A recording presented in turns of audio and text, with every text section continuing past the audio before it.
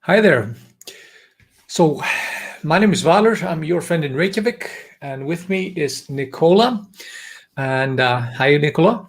Hello, how are you? Oh, Golden Diane. Go on, Dain. Go on, Dain. So, Nicola is studying Icelandic and has a love-hate relationship with our beautiful language.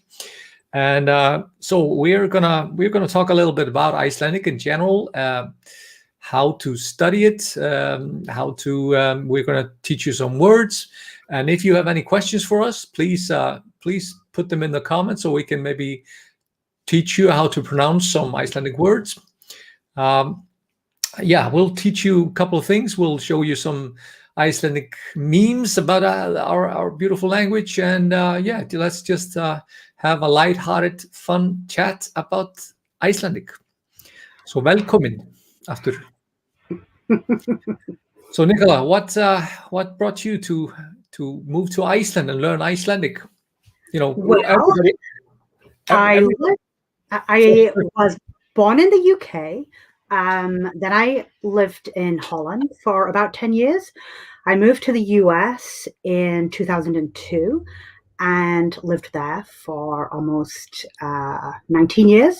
And then last July, after visiting Iceland for regularly, maybe 2 or 3 times a year for the last 5 or 6 years, meeting my girlfriend, I decided to move to live with her in Iceland last July.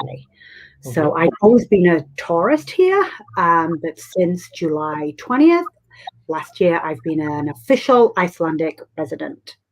Okay.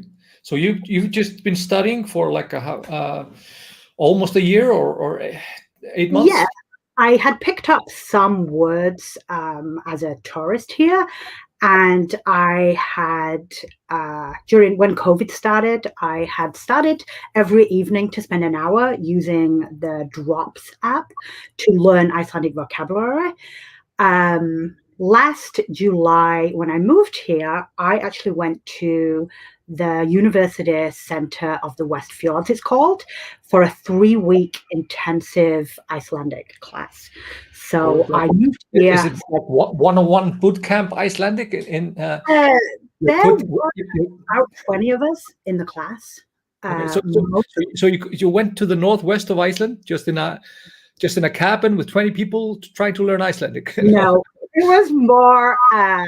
There were more luxuries than that. I stayed in a Uh, guest house in the center of Ísafjörður, yeah, east of Fjord. um, Fjörður, and there were about 20 of us. Most of the students were from Germany, Austria, Switzerland. There were a few native English speakers from the UK and from America.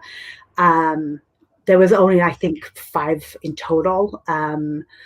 I was actually the only native English speaker to finish the class because after about 2 weeks, a lot of the Americans and the Brits became so overwhelmed, they stopped attending class. But I had promised myself that I would finish, that whatever happened, I would finish the class. I wanted to get a certificate at the end to say that I had some level of proficiency, Yeah, and I did that. So I felt pretty proud of myself, yeah.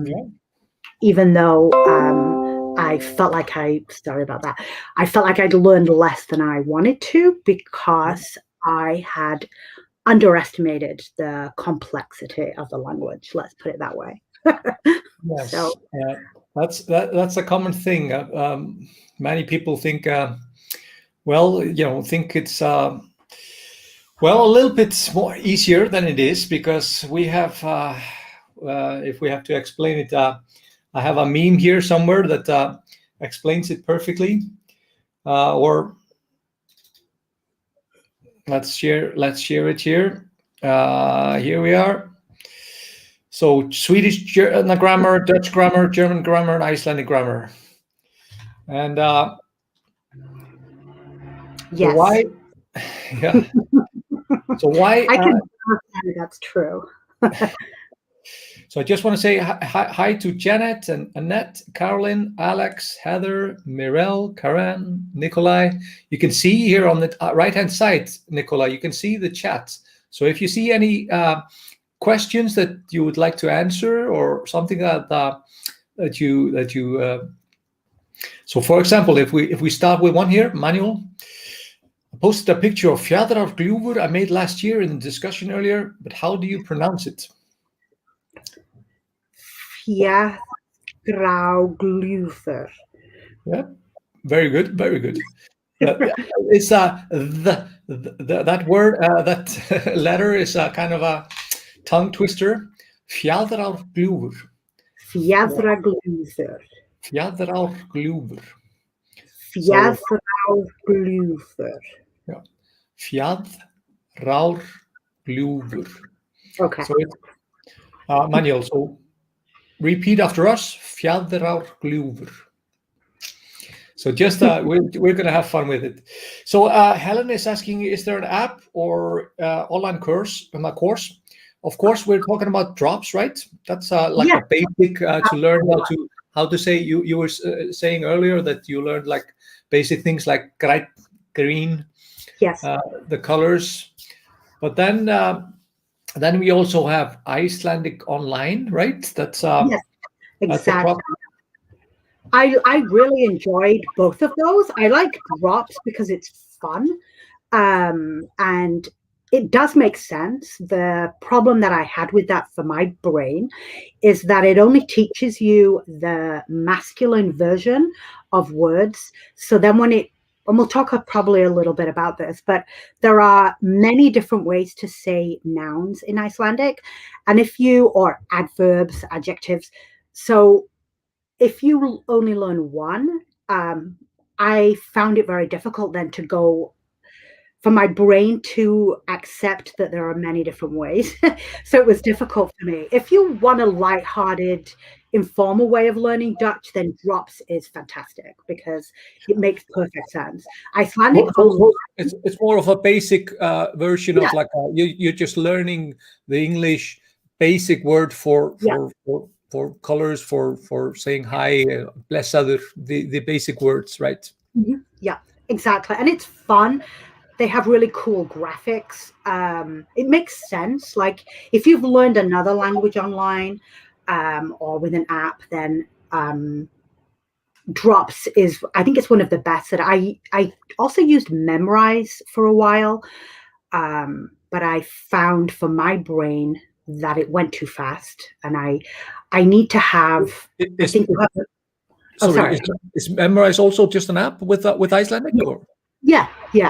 They don't teach you words necessarily. You begin learning sentences, which those sentences are then pronounced by native Icelanders, which is useful and it's real world. But I like to understand how a sentence is constructed, why words are phrased a certain, like why they're in a certain case, things like that. Memrise just gives you a lot of sentences to learn, to memorize it, and that's why it's called that. So for some people, that's fine. Some people's brains like that. They want to know how to say how much does something cost. Memrise will give you that sentence to practice over and over again. For me, I need to know why each word is that way because of the different cases in Icelandic. So for me, I didn't find it as effective. Yeah, we'll show you a meme of a couple of things like how many cases and how many different versions of simple thing like the word two. If I show you that one real quick, we saw that on online recently, right? If we put it here. Oh yeah.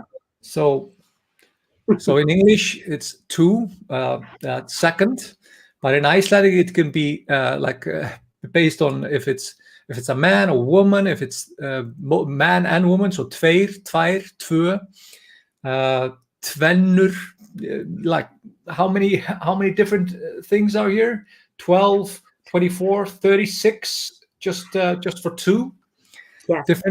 different versions of saying tveir, and about 24 for second place, like second. Yes. If you're annar, if you're second in a race, annar, and if it's a girl, it's she's or woman, it's she's önnur, and annað if it's like a animal or something like that.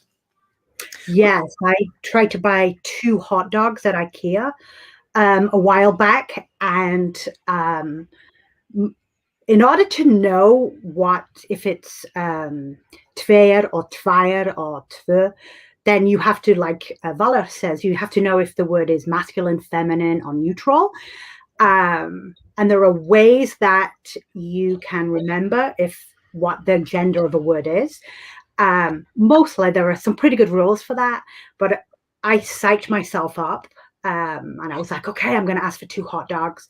By the time I got to the front of the line, I had convinced myself that the hot dog was a different gender, and I used the wrong version of 2. The guy working behind the counter, I guess his brain didn't want to accept that I was using the wrong word, so he pretended he didn't understand me. So then I had to, I was like, 2.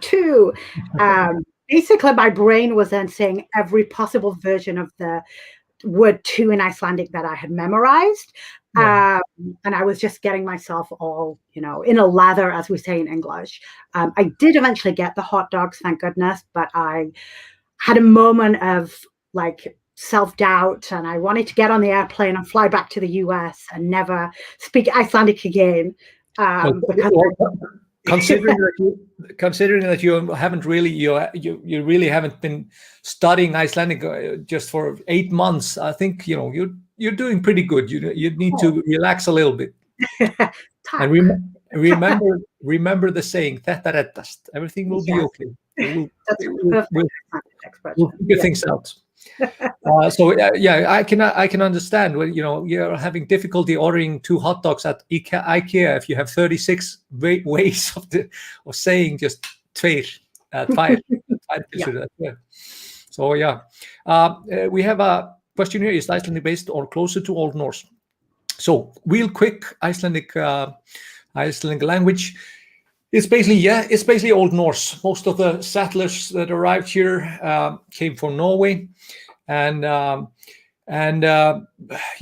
half of the women came from were Celtic, so Ireland, Scotland, England in that regard. But the language was Old Norse and Old Icelandic, and the oldest written documents are about from around 11th century in Iceland, and we can still read some of the words. It's not we can't read the whole manuscript at all, but we can show there are some similarities. Some words are still the same, like since the 11th century.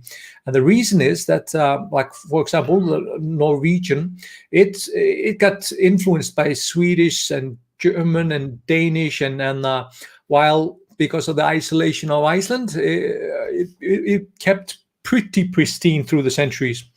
And then there was also like a Icelandic language movement in the 18th century, 19th century, where they were trying to make Icelandic words for everything. So we wouldn't adopt directly from other languages. So some of it succeeded. Some of the words succeeded. So we have fabulous Icelandic words for things like sími, for example, telephone. Sími was like a long string back in the day, and we used that when we finally started using telephone or sími in Icelandic. We used its long string word, and then we have farsími, eventually like a handheld telephone. So that basically is a traveling strand, traveling. So we have some fabulous Icelandic words, but of course, because of the influence and the power of, it's very hard to keep the language pristine as it is. So maybe some linguistics linguistic people are saying that Iceland will fade to be, because there are only like 360,000 people that live here on this rock. Maybe 320,000, 30,000 talk Icelandic.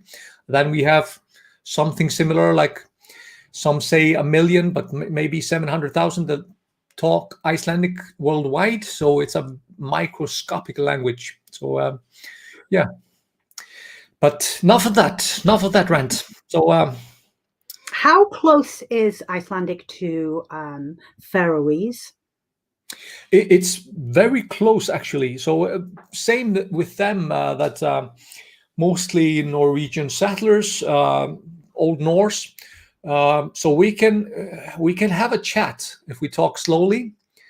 Some of the words and some of the sentence building is quite different, and they have quite funny, like they are using similar words that for another ours that are maybe like well, a little bit pornographic, or a little bit more which they use for very sensible things in Faroese. So we have a little bit of fun of some of the words that they use for some things, but we can actually like have a discussion. As I said, if we talk slowly, like we're watching maybe an interview with a Faroese politician or something like that, and I can totally understand mostly what he's talking about. So yeah, it's just it depends. Faroese is most closely related to Icelandic for sure, and we look at the Faroese as our cousins, kind of. You finally like it's like a brother from another mother. We were talking also earlier a little bit. I'm from Yorkshire in the north of England, and I grew up near York, and the Viking, that was under Danelaw for a very long time. So you still recognize a lot of Old Norse in a lot of the place names in Yorkshire. It's very common to call a street Gate, which the street next to me is Lindagata. So that's something that moving to Iceland, I have recognized a lot of words just from Yorkshire, from the Yorkshire dialect, which is really fun. Yeah, there are a lot of Icelandic English similarities, like bók, book. Yeah. Yeah, there are so many words that are adopted into English that were originally from the Vikings. So or similarities on very similar words. Here we have Sandy. Góðan daginn frá Þýskalandi. Ég læri íslensku á Skype, það svo gaman. German grammar is similar to Icelandic. It's not so hard to learn if you understand the grammar. So German is probably has a pretty easier time than English speaking, maybe like UK, US, because the structure is quite similar. Like Icelandic is part of the old Germanic language family. Like Danish, like Swedish, like Norwegian and more. So maybe that's also part of the interest why so many were at your seminar were German, were from Swiss or from Austria, because they have the similar structure of the language. Oh yeah, after 3 weeks, most of them were most of the native German speakers were able to hold very simple conversations in Icelandic, whereas, like I said, the people who were native English speakers we were still thinking about how to count to 10 when the German speakers were, writing long paragraphs in Icelandic. Yes. So just to talk about that shortly, we have this. So 1, 2, 3, 4, 5, 6, 7, 8, 9, 10, 11, 12, 13, 14, 15, 16, 17, 18, 19, 20. So what's the hard time? What's the hard thing with this for for you guys? Like you're from the UK. Why what do you feel? First of all, numbers 1 through 4 don't just have one version of the number. There are like the meme earlier with the 2. Yeah, 36. Yeah, so that is something that I'm training my brain to remember that there isn't. So the Drops app taught me that Fjordir was 4. But that's only applicable if it's a masculine, and it's only in what we call the accusative case as well. So there are different ways of saying 4, depending on if it's like I am. If it's your age, it's a different way of saying 4. Depend on what's happening to the 4. So there are a lot of ways to say, but that only applies to 1, 2, 3, 4. So if you can try to use numbers that have 5 or above, it's a lot safer because there are less versions of you don't have to memorize so many ways to say that. So we basically have of course 4 cases. Can you do you have the basics of the different? Yes, there's accusative, there is nominative, which is like the basic way of saying something. Accusative, then there is dative, and then there is genitive. So if that belongs to something, that is genitive, dative. So what's also interesting with cases is that sometimes it doesn't make sense. The case of the word is only simply connected to the what do you call that in English?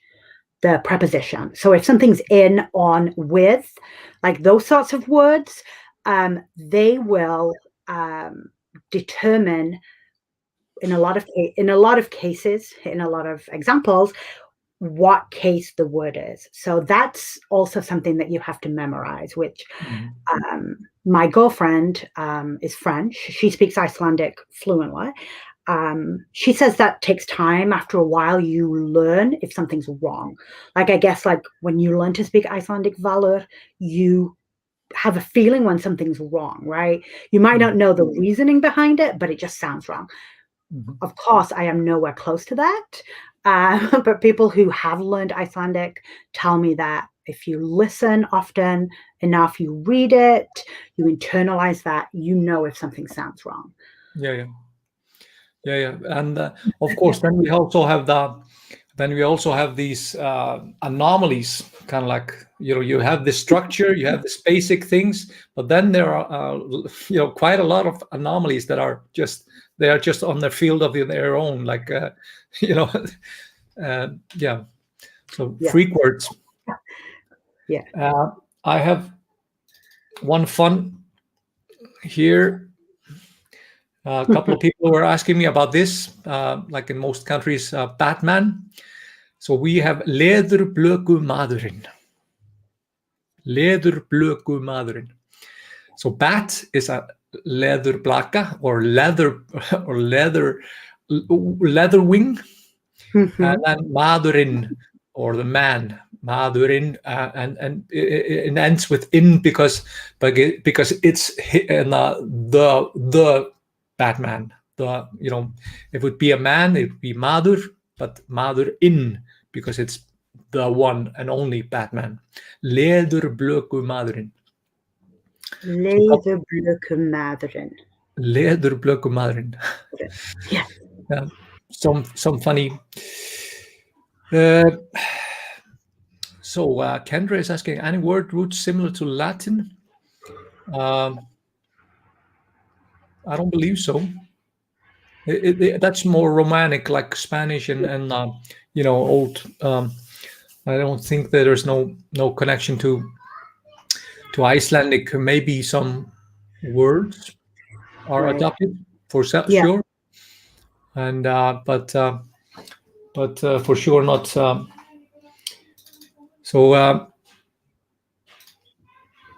But this is a good how to learn a new word. Meme. Hear it once in Icelandic. Hear it twice. Try to repeat it. Ask for the right pronunciation. See it written. Read it 7,890 times. Think about anything that you help to remember it. Forget the other word. Check how it's written again. Remember it until you study a similar word, and then you back to beginning. So it's yeah. I can vouch for the accuracy of that. So why do you want to study Icelandic? Now, everybody talks English in Iceland, 99.5%. So what's the reasoning? You just want to talk the language in the country that you live in, or just Of course, yeah. Like I want to feel like I participate fully in life here. But I also think it's really, really cool. Even though my tongue struggles with the sounds, even in English, I do have problems with that. So I do find it a beautiful language to hear. I love the way, when you showed Batman, I love the way there are compound words here. So, and it's a very logical language, right? I haven't yet mastered that logic, clearly, but I do believe it's a mathematical language. It's very logical. So when you drive anywhere and you see street names, town names, names of mountains, Icelanders name everything. I love that. And I love to figure out a word that is super long. You can typically break that down into the parts of that word. That's a huge challenge for me. And even though I do become frustrated and I have cried over Icelandic, I will not give up. I'm very stubborn, so I will master Icelandic and I will internalize all this, and I will one day be able to have a conversation in Icelandic. So we're talking about compositions. This is a perfect example of that. Eyjafjallajökull, the volcano that was here erupting in 2010. So that's and as you see, the pronunciation is something like this. Eyjafjallajökull, Eyjafjallajökull. And can you try? Eyjafjallajökull. Eyjafjallajökull. So a couple of people have difficulty with these double L's. Fjallajökull. But this is a composition that's basically the glacier on top of the mountain close to the islands. And the islands that they were referring to is the Westman Islands off the south coast of Iceland. This is this volcano or glacier is basically directly south from these islands. And so Eyjafjallajökull, the glacier on top of the mountains close to the islands. Composites of 3 words. Beautiful. Yes, this is a very common thing for us to combine a couple of words together to more descriptive, as you were saying, more like what's the connection to the surroundings or the stories or elves or what have you. Like we have so many names, for example, elf and Álfkonuhóll, a lot of things connected to elves, for example, some hills and cliffs and stuff like that. And yeah, depends on the stories, depends on the nature surrounding it, depends on the farms or the farmers or the Vikings that were, it depends on the stories. So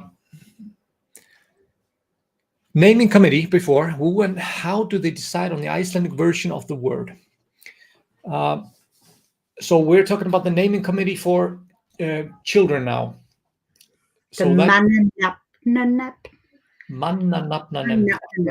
Perfect. Yeah. they just what they try to make sure is that what you're naming your children certifies as an Icelandic word or a word that's been used in Icelandic historically. Sometimes they adopt new words, but it needs to sorry, Nicola. Decline. You need to be able to decline it. Yeah, following those rules, right? Yeah, yes. Yeah, in cases. And it's also like for you can't name your children like Djöfullin or Satan or Satan or something like that. It's also like a kind of like a kind of like a moral code on what you can name your children also. But there are many people talking about that this is pretty much outdated and should be changed, and you should just be able to name your children whatever you like, free will and what have you. I thought that myself at first. Like the concept of this was bizarre, right? And my brain immediately went to, it's all about government control, blah blah blah blah blah.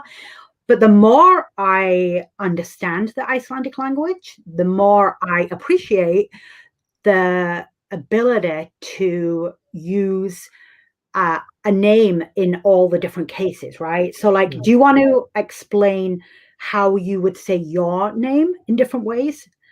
Because my name is Nicola, but sometimes I'm called Nicolu, which sounds very funny to me. Yes, with the U instead of the A, depending on what I'm doing in the sentence or what's happening to me. My name changes in Icelandic. So how does your name change, Valur? It's basically hér valur val frá vali til vals. So depending on here is valur from valur to so it doesn't change in English, but here is valur val frá vali til vals. Yes.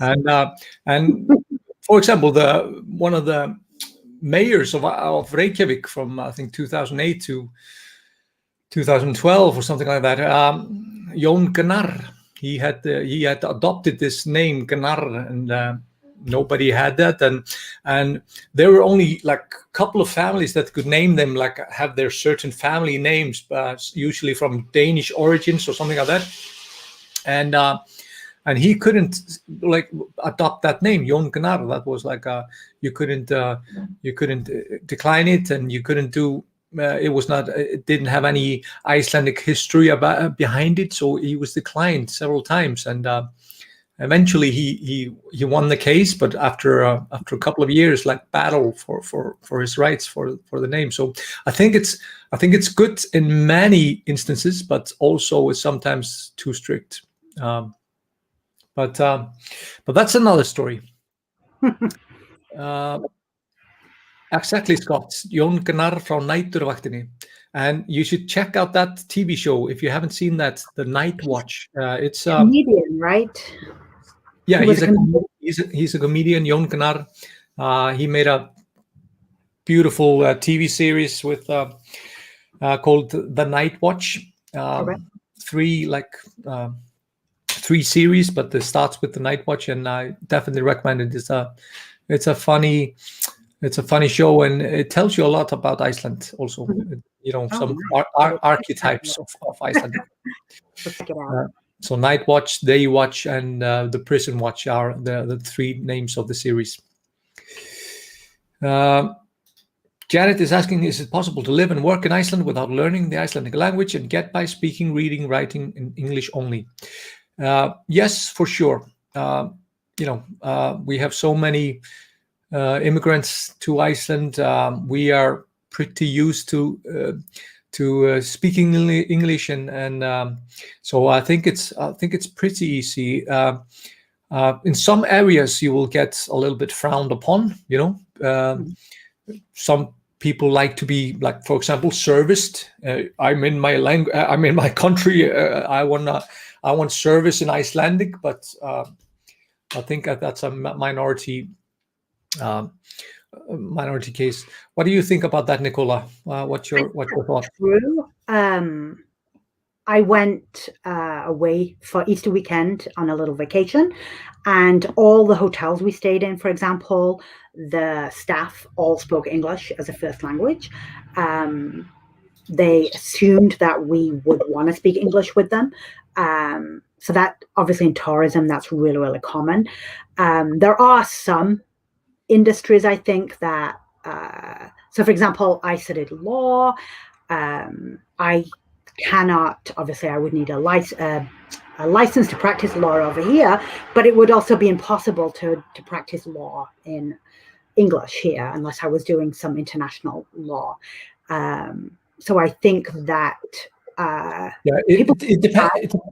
it depends a little bit on the occupation, of course. Yeah, what you're exactly. doing. But we are very. I think I remember talking to Valor about this before, how often if you try to speak Icelandic, people will respond to you in English. So one thing that I've noticed here is there isn't a culture really of hearing Icelandic with different accents. That can be quite a controversial subject here. And if you read the Facebook groups of foreigners who live in Iceland, everybody has examples of when they have been trying to speak Icelandic and then someone has cut them off mid-sentence and continued in English, and then later on complained that people don't speak Icelandic. So it's like a bit of a catch-22, because particularly in Reykjavik, people's English is fantastic. So if anyone gets wind that Icelandic is not your first language, they will typically speak English to you. If you leave Reykjavik, for example, when I was in the West Fjords, I found it a lot easier to speak Icelandic. People were very patient, would help me muddle through trying to say something in Icelandic, because I guess English is not so much part of their daily, they don't use English daily. I drive with my girlfriend to Akranes frequently because we sit in a cafe there and do work, and the wait staff will never speak English to me. So they make me say the sentence over and over again, even if I'm struggling, because they know I want to learn, which I greatly appreciate. But you can move here pretty easily and not learn a word of Icelandic. And I know many foreigners that have lived here for 5 years and don't go beyond saying good day. They haven't learned any more than that. Yeah. I'm one of my friends. He lived here for I think 8 years, and he just didn't put in the effort, or just. And as you said, sometimes you are. I have seen it with my friends, and people are cutting them off trying to talk.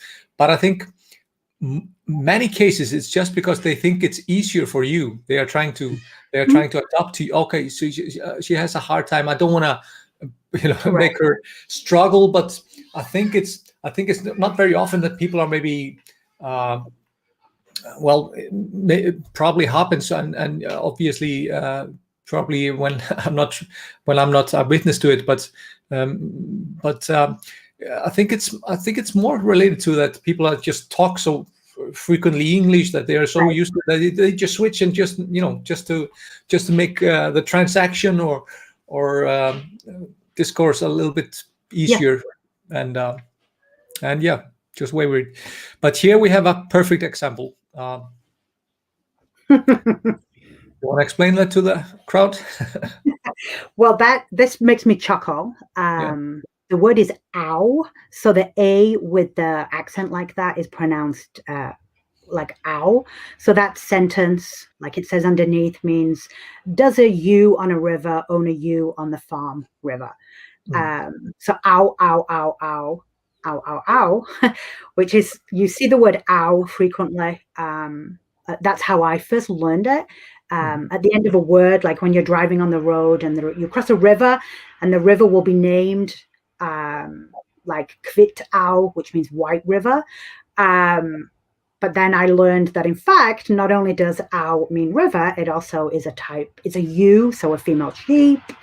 And it also is a, if something belongs to something, that's also Au. So that's what that sentence means. Yeah.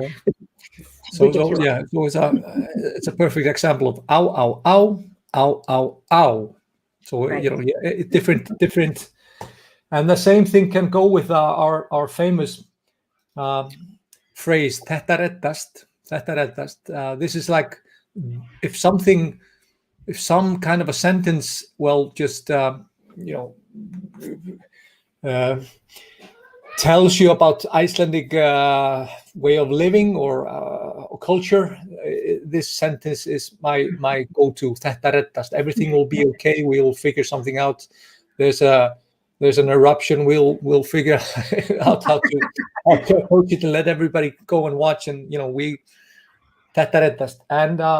And this sentence can be used in so many different different ways. Like I had it somewhere here. Þetta Reddast. Oh, this is the wrong one. Sorry.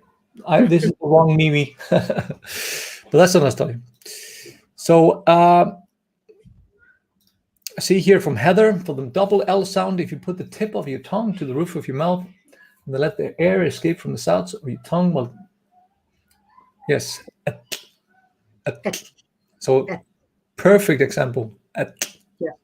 I've noticed some Icelanders, when they speak English, they will speak from here, because that double L sound is so strong, right? And it's so it almost like shapes the face of Icelanders a little bit different. I don't know if that makes sense, but I've noticed it sometimes in an English word. I don't think you do it because you speak English a lot, but for Icelanders that don't speak English as frequently, they can't shake that thing. Okay. Yeah. Interesting. Okay. Yeah. It's like a click, click, click, click. So Joanne is asking, what is eldgos? So I learned to say the volcano Eyjafjallajökull when there, but it had something like eldgos at the end of the word.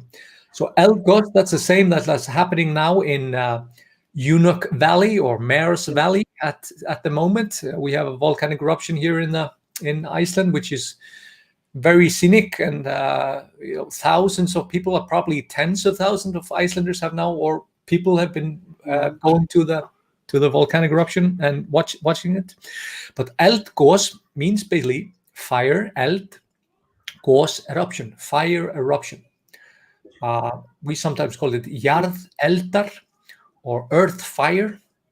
That's another name for eldgos, but eldgos is just an eruption, volcanic eruption. Which I've noticed a lot, because there is a lot of attention now on Iceland because of the eruptions. There are a lot of things on Facebook about volcanic activity. So I think it's probably on a daily basis, I will see someone ask why it is described as soda, because the word for soda, gos, is also the word for eruption, which, like I said earlier, Icelandic is very descriptive. So, if you drink a lot of soda, it's so it's funny if people use Google Translate, that will often come up. And people are like, why are they talking about the soda? What's that got to do? Yeah. And of course. It's the eruption. So we have to explain it's the same word. Yes, same word with, of course, geyser eruption. Geyser, like the hot spring area where it erupts, so gos, geyser eruption, and soda, and some of the words that we're using are different context. In different contexts are used differently. Yes. Leave it's a bit frustrating. Most of you speak so quickly and seem to swallow parts of the words. So do you Yeah, that I can relate to that. Yes, Yeah. particularly if you're trying to learn, and you're like I have to have the word written down sometimes so I can see every single letter, because Icelanders do say things very quickly. I often struggle with the G. Sometimes the G is very soft, right? Yeah. And like the name. There is a woman's name that looks like Dagny, right? In my English brain, I see Dagny, but when I hear it spoken, the G is very soft, so it's more like a Dagny. It's not quite like yeah. Yeah. So here are the Icelandic letters.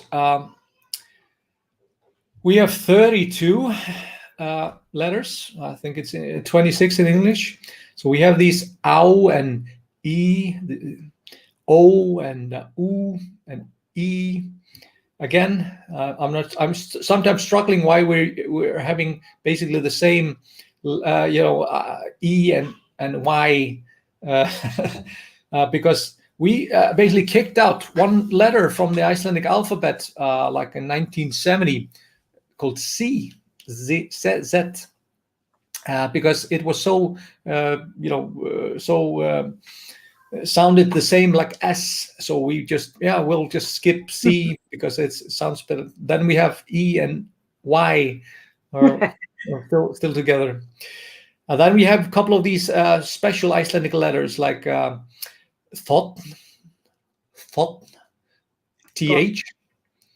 And I, which is AE together, I, like Sævar or Ivy, and of course P, Þingvellir, which is not P, no I, of course. Yeah, we have this couple of these strange letters over here. And there's no C, right? Sorry? Like it's no letter C. So like in an English alphabet, you would have a C. No C, no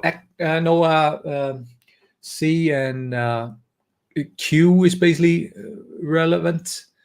So yeah. And there are some letter combinations. So we've spoken about how difficult it is for me to pronounce the thought, like any th, so the Þingvellir, or the that typically is at the beginning of the word, right? The thought, but then you have the eth, which is more at the end of the word. Those have a slight difference, but they both, to English speakers, sort of sound like th. One stronger than the other. You also have a very weird sound when you have a T and an N together, which always sounds like you're about to sneeze. So when you say the Icelandic word for water, which is fat, like you take the sound, and it basically comes out of your nose. I don't know. That is something that I. The record. Then there's a little bit of, Yeah, it's so unusual for English speakers because it sounds. I know a lot of non-native Icelanders that vatn, like it takes a lot of practice to be comfortable with kind of letting go of those sounds and letting them come out of your nose. It's normal to you, but it's not. Believe you me, it's not normal to people who grow up speaking English as a first language. Fat. So Diane is asking if you have regional accents like we do in US, Southern accents different than New England, different than Midwest. Yes, a bit. There's a bit harder pronunciation in the North. So they have a little bit stronger sentencing for when they're pronouncing something.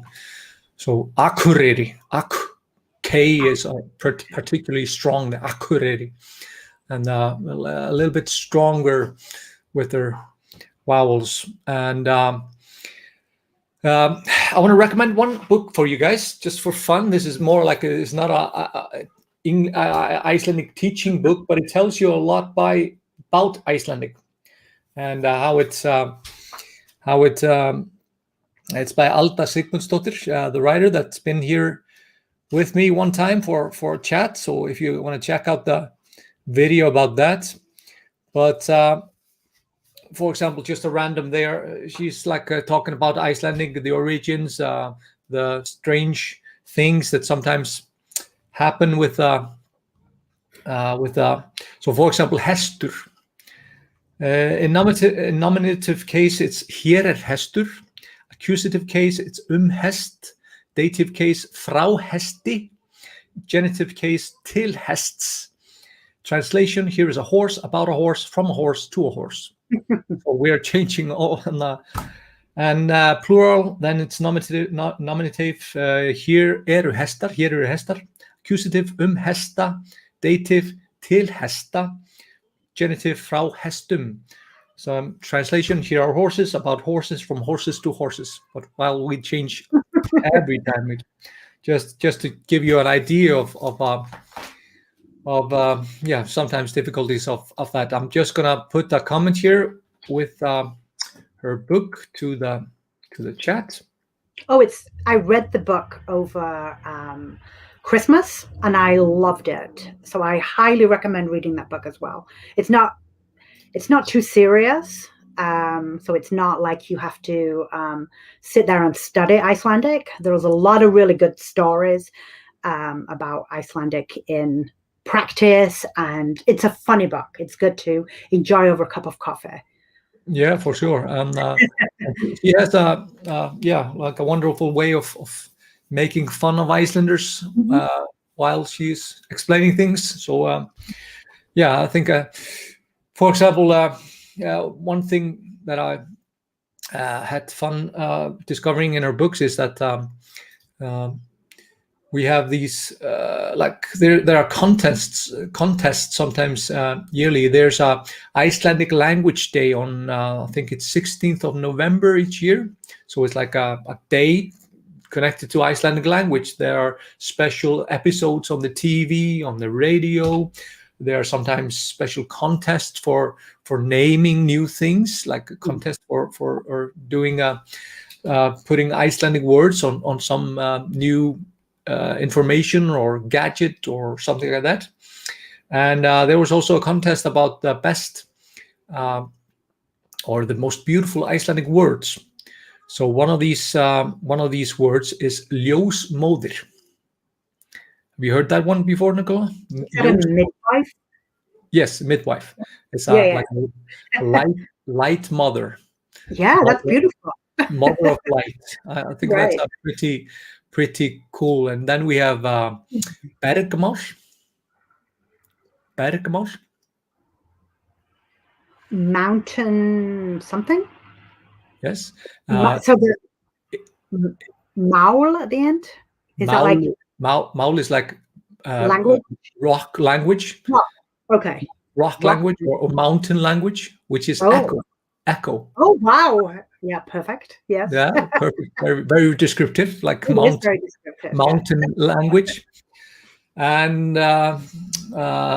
third one was sindrandi.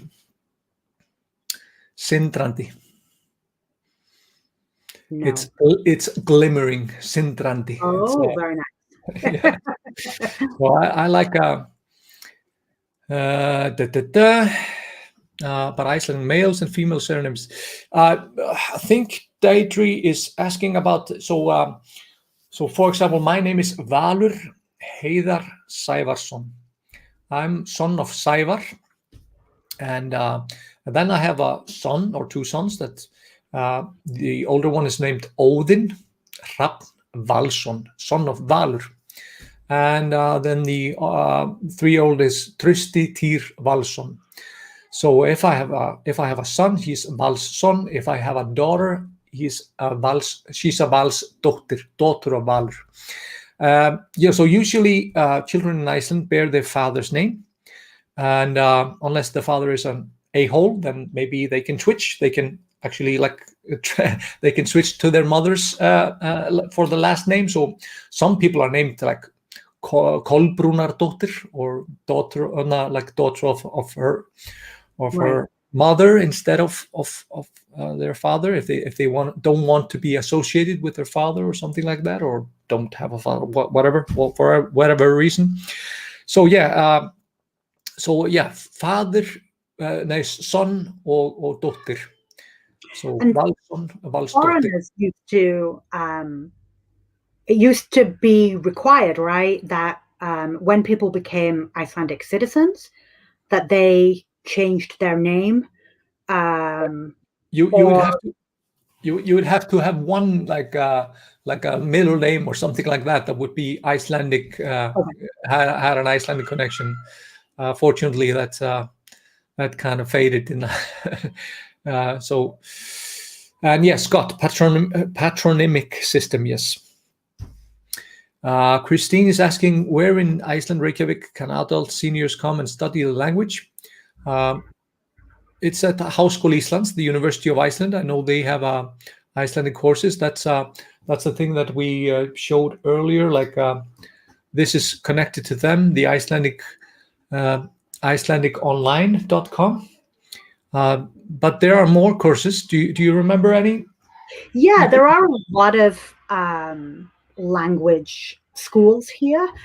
A great thing about Iceland is that labor unions will often pay for people to learn Icelandic. They have like an education fund that all members. So a lot of foreign workers will get their Icelandic lessons paid for by the union.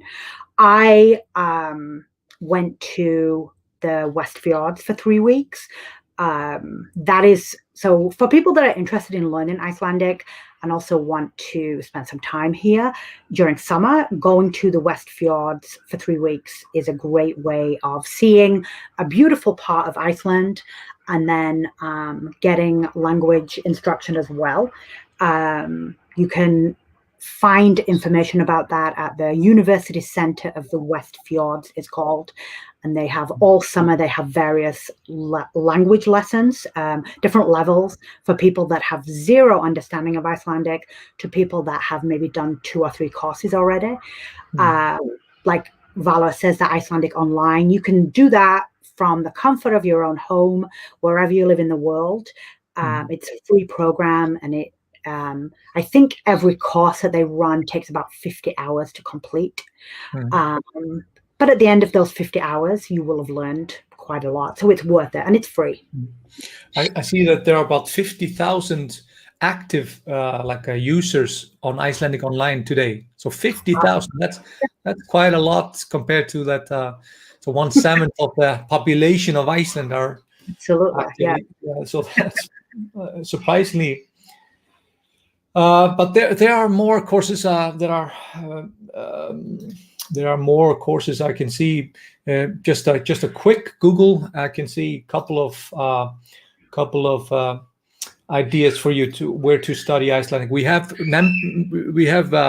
talked about Drops app. We have talked about Memrise. You can start with some basic things over there. We talked about Icelandic Online.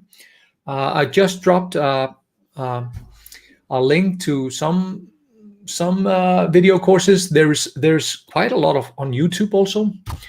So just to start with the basics, you can check out YouTube, check out the link that I put here from Tungumálatorg, or the Tungumála language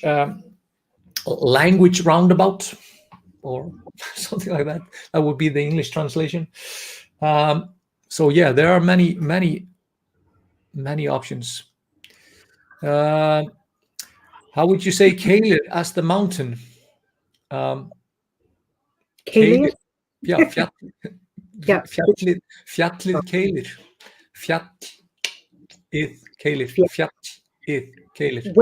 I always think Keilir is a perfect example of how descriptive Icelandic is, because it basically means cone, right? Yeah. And if you're familiar with what Keilir looks like, it is the archetypal cone of a volcano. It's no longer active and it's not likely to erupt anymore, but it looks exactly like a cone.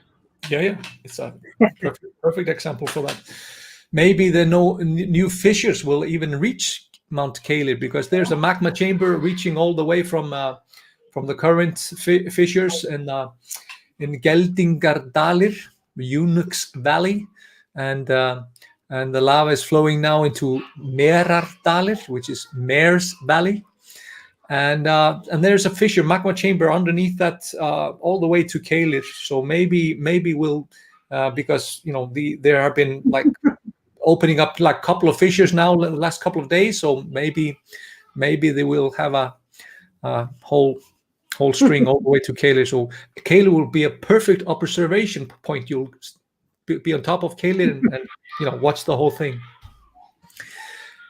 Nicola, are you gonna go to the volcano?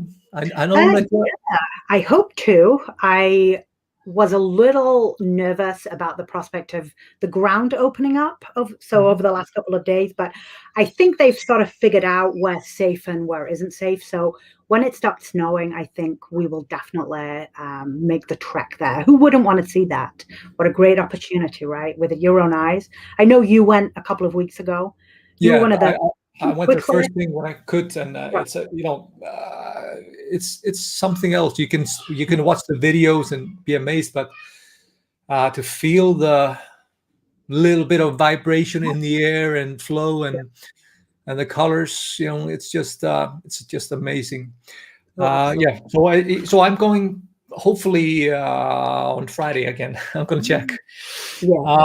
Another thing, John is asking, does it make it difficult to find family history due to surnames? No, it's quite easy. It makes it easier because you can basically trace, I'm the son of that, he's the son of that, and so forth and so on. So, we're actually going to have a talk about that in a week. I'm going to talk with Friðrik Skúlason, the co-founder of the Icelandic database, basically genealogy called Icelandic Book or Book of Icelanders, and we're going to talk about Icelandic genealogy and just and how we can basically trace back our ancestors back to the Vikings, some of us at least. So it's going to be a fun chat a week from now, like 14th of April. We're going to have a chat about Icelandic genealogy and that. But yeah, it makes it easier to trace. Philip is saying, I've heard Icelandic, you really need to able to roll your R's, which is difficult for native English speakers. How do you feel about that, Nicola? Roll your R's? I think so. I am fortunate in that I speak Dutch fluently. So I think that has helped me because I've had a lot of practice speaking Dutch, but it's true. I know that can be really difficult for people who maybe don't speak another language. So English speakers that don't have another language background can really struggle. It's hard to not, for me, I feel sometimes like I'm being overly expressive and that I sound a little bit weird when I'm speaking, when I'm rolling my R's. I think practice makes perfect in this case. Of course. So I think we have covered the basics. We've been an hour, which is a perfect fit for this kind of an introduction to Icelandic. I see one fun thing, when miðvikudagur should be called Óðinsdagur. Yeah. Scott, that's totally true. For some reason, Iceland had these days. We had of course Tuesday Tisdagur, which is Tyr, the Norse god. We had Wednesday Ódinsdagur. We had Thursday or Thorsdagur. We had Friday, Day of Frigg, and but because of the influence of the Catholic Church, we changed it to a very boring name for the Icelandic. So we have Þriðjudagur, third day, Miðvikudagur, middle of the weekday, Fimmtudagur, fifth day, Föstudagur, which is basically fasting day or day where you should fast. So very boring. So I totally agree. Wednesday should be always direct, and that's of course like a direct thing in English. Tuesday, Wednesday, Thursday, Friday. This is all from directly from the Norse or from the Vikings. Yeah. So, Nicola, thank you for a lovely chat. It's been fun to having you. Maybe takk fyrir sömuleiðis. Maybe we'll do this again a little bit later when you're on when you've become an expert. We'll just talk in Icelandic and translate for the people. I look forward to that day, but I wouldn't hold your breath, but I look forward to that day. So takk fyrir spjallið. Yeah. Thank you. I'm gonna leave you guys with one thing that I forgot to mention. I forgot to mention this. Sorry, Nicola. I have to do a little bit of publicity. So we're going to the lighthouse on Saturday. Going to check out the lighthouse of Akranes. You've been there, Nicola, of course. If you have been there, I would recommend you all watching that because it's a really, really nice. It's a wonderful. Akranes is a lovely town, so that lighthouse is pretty famous. Yeah, and beautiful views, and of course the acoustics also there. So I'm gonna try to sing a couple of songs for people, and I would love to get some ideas for songs to check out. I've had some challenges for that. Hopefully, we'll go on a Northern Light hunt on Monday. We'll have a chat with Friðrik about Icelandic book or Book of Icelanders, the database of Icelandic ancestry. We are going to have a chat with Magnús Skarphéðsson, the schoolmaster or headmaster of the Icelandic Elf School, on the 17th of April. We're going to check out Lambastaðir guest house and animals. Check out hopefully lambs that are just arrived into the world, and Eimverk distillery visit. We have a lot of things to plan, and I'm scheduling a couple of things more. I'm gonna try have you tried the Icelandic whiskey, Floki? No, I haven't, but that sounds like a lot of fun. Yeah, I'm looking forward to that. What's it made with? Sorry? What's the base of it? How's it made? With what grain or? It's made with Icelandic barley. Okay. So there's not a lot of barley grown in Iceland. Right. The climate is not the best suited for that. No. But this is the first whiskey distillery in Iceland, so it's going to be interesting. So they have also a version of the brennivin, the Icelandic fermented potato wine or alcohol, ákavit, and they have also a gin. So I'm looking forward to sampling some of that. So guys, that's just perfect. Takk fyrir tímann, Nicola, and it was fun. Yeah, same to you. So see you later. Bye bye. Bless. Bless.